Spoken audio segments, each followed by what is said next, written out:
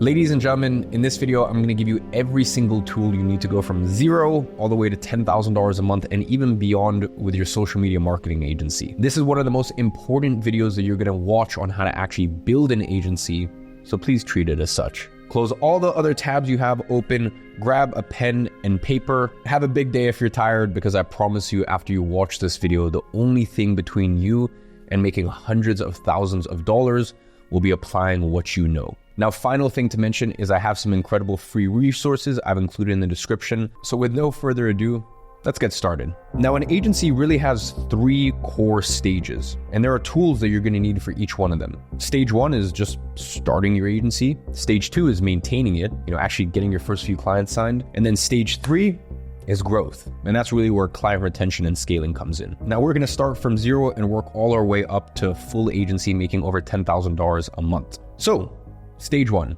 starting. Now, the first thing you need to do is create a name for your agency. And there are a lot of very good AI tools that can come up with name ideas for free, such as Namelix, BrandCrowd, and Looka. So take your time here, don't rush it, be thoughtful. Your name is your identity. It's the first thing your clients will look at. And just another piece of naming advice, when I actually created a name for my agency, and funnily enough, I actually ran my agency for about a year with no agency name. It was just me. So I wasn't really an agency, I was a glorified contractor. But when I did finally create a name for it, it was IEG Media. It was my initials, Media. I would not recommend you use anything personal to you or your initials or anything like that, just simply because it ties things to you. And I know we're at the beginning stages here, but just looking forward, you might as well future-proof. Even when it comes to selling it, you're gonna have issues because the name is attached to you. So trust me, issues will occur if that's the case. And the other part of my name, which is Media, that was applicable when I first started off as a creative agency, and then I went into advertising,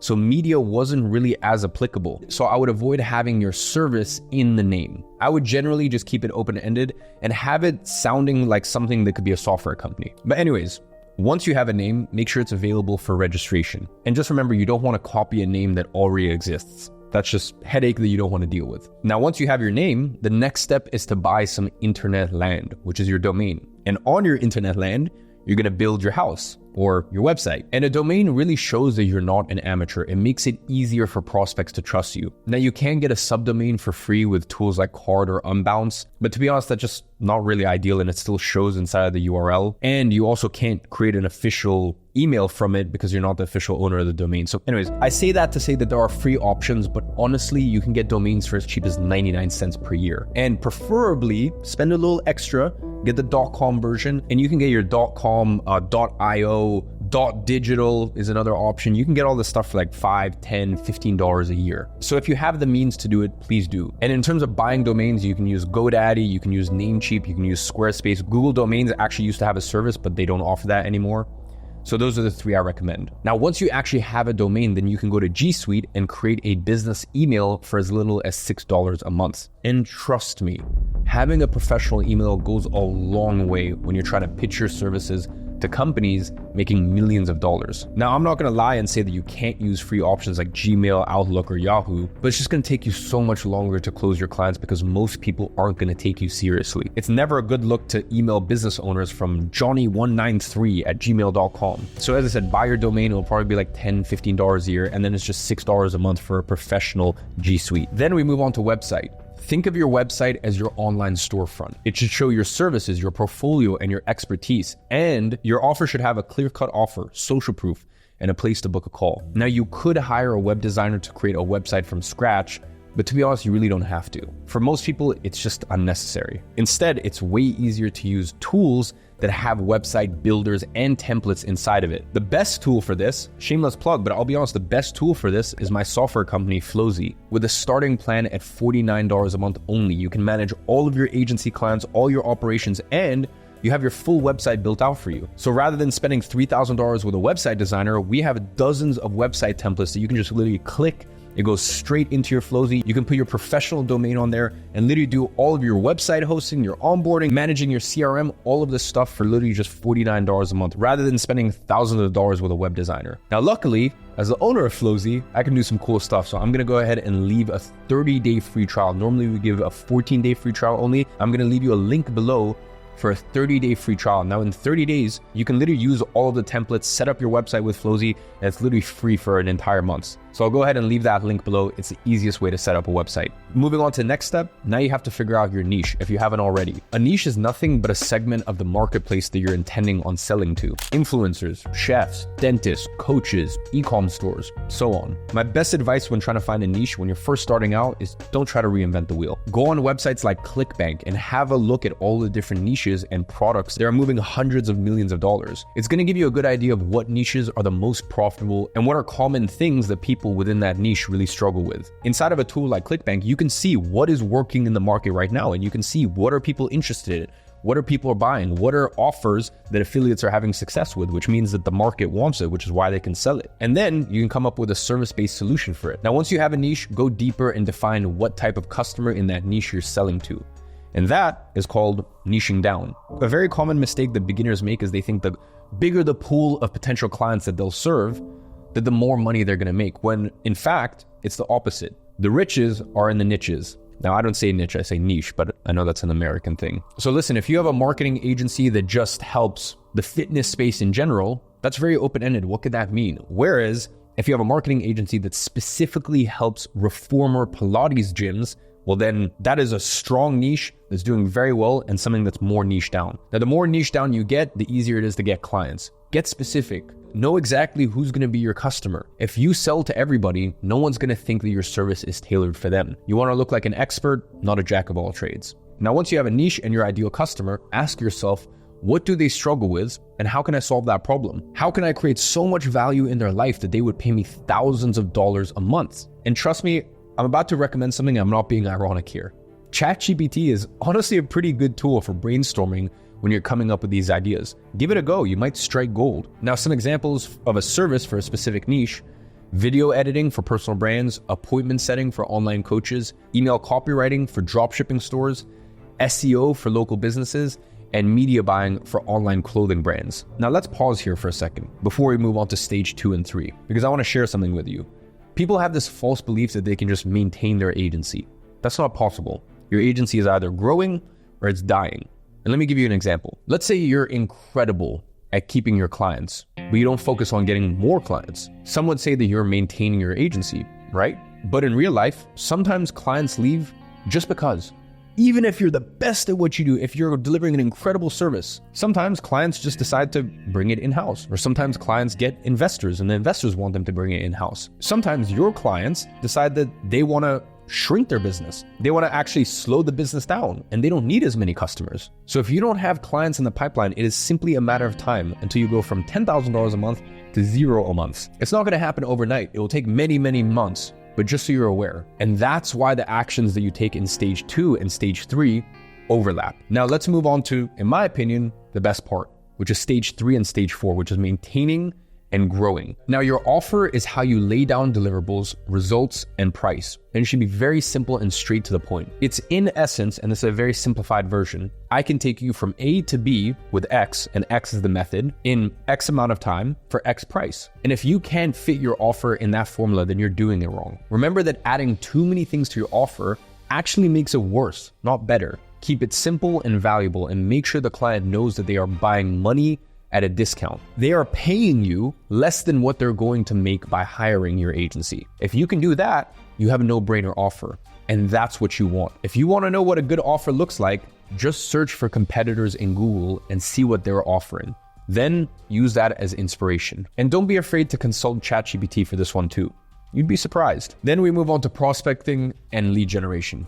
As an agency owner, you need a steady flow of leads coming into your pipeline. Even if you're not ready to onboard them yet, you should always be prospecting. You need to have clients in line waiting to hire you. And I'll admit, client acquisition is usually the thing people struggle with the most, but you don't have to. For example, if you want to get clients from email, you can use tools like Apollo, D7 Lead Finder, and Lead Gorilla. They're not my favorite tools, but they're tools. And then you filter out the bad leads from your list with things like a Million Verifier or Scrubby. And then you use a CRM of choice or an email automation tool, for example, like Lemlist, to actually get in touch with these business owners. Speaking of Lemlist, the owner of Lemlist, which is literally the most widely used tool for service-based businesses to actually do their outreach, the founder and owner of it, Guillaume, He teaches inside of my program, Agency Accelerator. He has 17 modules inside of there, literally teaching what he's learned from having over $1 billion worth of revenue brought in through Lemlist campaigns. He is the #1 expert in the world when it comes to outbound cold email. And he teaches inside of Agency Accelerator. So just a heads up, if you want to get access to Agency Accelerator, we just recently reopened enrollments for it. You can find the link in the description for that. Another way to get clients is through content. The leads are warmer, people trust you, and you don't have to sell as much. It's just easier. And creating content is not as time consuming as it seems. You can use tools like Buffer, Hootsuite, or Content Studio to schedule all of your posts and have them go out for you while you focus on the other parts of your SMMA. Another unspoken benefit of having a solid pipeline is that it keeps you level-headed and not anxious about losing clients. And as a business owner, you need that. It's very hard to make good business decisions when you're on edge or you're stressed. So make sure you can onboard new clients at any time. And of course, that's amazing for your pockets, but it's even better for your mental health.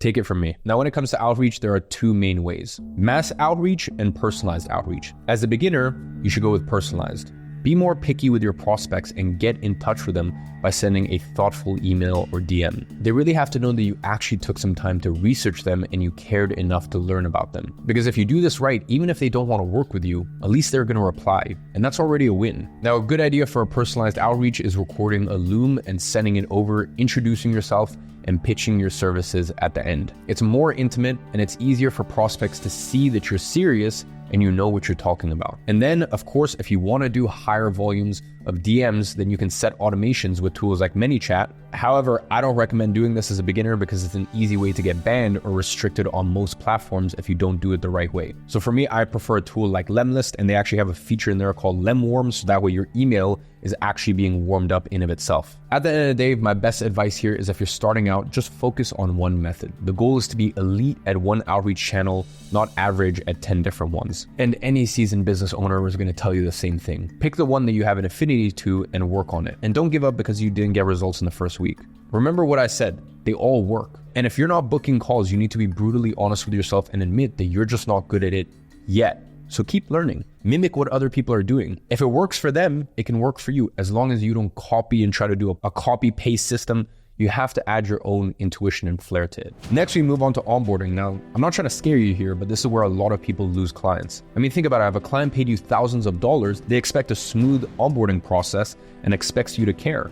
Rightfully so, which is why you have to have all of your ducks in a row. Separate your onboarding process into steps. Now, once again, inside of Flowzy, we actually have an onboarding funnel builder. So that way you can literally just send your agency Flowzy link in the space of the onboarding. They pay the invoice, they sign the contract, they're onboarded into your Flowzy client workspace, and it literally just does everything for you. And once again, you can find a 30-day free trial linked below. Now, if you don't want to use that, you can send it in different steps, but my recommendation to you is find a way to use automations or different triggers, so that way you're not facing the issue that you're constantly chatting back and forth with them. And that's actually why I built out my onboarding flow all the way back in 2018 for my agency. I noticed I was signing clients and then it was a few days of back and forth email. I need this password, I need access to this, blah, blah, all this crap. And it just started things off in a worse note. So what I did back in 2018 is I built a system with smart automations and different integrations that when a client did one step, it took them to the next, blah, blah, all this stuff. And then, as I said, obviously years later, when I built my software company Flowzy, that's just a tool that we've added in there in the new 3.0 version. So however you want to do it, I don't care. But the point is, if they have just paid you, just remember, this is the most sensitive point.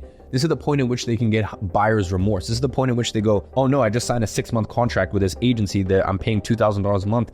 And to be honest, their onboarding process, their onboarding system, it just doesn't seem like they're on it. It doesn't seem like they're on the ball. They want to get this thing going, get this thing moving, get me making money. So outside of that, communication is also very important. Now, if you have an automated onboarding flow, communication is a lot easier, but you want to communicate with your client how long it is until their stuff launches, how long it will take for you to actually get the ball rolling with them. And basically just remember that those first 30 days are super, super important. Now, moving on to service delivery, this is actually potentially the most simple, and it can be the most simple if you use the method that I used when I was really scaling my agency, which was outsourcing that part to a contractor, or what I like to call contractor arbitrage. Now, some good places to find talent are Fiverr, Upwork, and LinkedIn. Just remember, never hire someone as a full-time employee before they prove themselves. Always make sure you give them a trial month, because having bad team members will cost you clients. So what I personally did with my first contractor that actually ended up then becoming the CMO of my agency, is he was charging me $600 per month per client. And then I was basically charging clients $2,000 a month, $3,000 a month. I mean, to be honest, the margins were insane, even like $5,000 a month. And then eventually I ended up bringing him on full time. He kept growing his income over the years and then eventually became the CMO of the agency. Now, the next thing I want to talk about is retention, because it is so much easier to keep a client than it is to get a new one. You don't want to be the agency that signs 10 clients per month and loses 10 clients per month. I will be honest, that pretty much never happens. And you also have minimum terms with clients. So as I said, that basically never happens, but you get the point. Now, I don't want you to be scared here because retention is actually pretty straightforward. I'll be honest, the most important tenets of it is deliver clients good results, reply quickly, and do daily or weekly check-ins. And that is pretty much 85% of it. Now, you can do things on top like sending your clients personalized gifts, and I've talked about that in previous videos, and it's stuff that we use at the agency for many years and was very helpful. And to be honest, sometimes, as you guys know, as an agency owner, sometimes things don't work out with clients, and that little personalization and how special we made those first 30 days, that probably even bought us a few more months where the client was more patient as we were getting things up and running and really working. As you know, some clients it's just an instant success, and some clients, it takes a little longer for the plane to get off the ground. Now, I always recommend you should do weekly check-in calls with your client. Even if your client feels like that's over communicating, it's just good for them to see the work that you're doing. But outside of that, at the end of the week, to really close off the loop with your clients, I would always send, well, initially it was me, later on it was my CMO. We would send anywhere from like a 5 to 15 minute Loom video. And then what you do with that video is then you just send it in the communication platform, whether you guys are using WhatsApp, which I don't recommend, Flowzy, which obviously I highly recommend because you're going to be doing all your other agency stuff on there. Or if you want to spend more money and have extra expenses, you can also use Slack as well. So now you have a pretty good idea of the tools you need to go from zero to at least $10,000 per month. But I'm not done yet. I want to leave you with a free cheat sheet so that way you can use it to test different tools and see which fits best for you and your agency. So go ahead, click the link in the description and you're going to see it inside of there. So that's it, ladies and gentlemen. I hope you enjoyed today's video. And as always, I'm watching from afar and I'm rooting for you.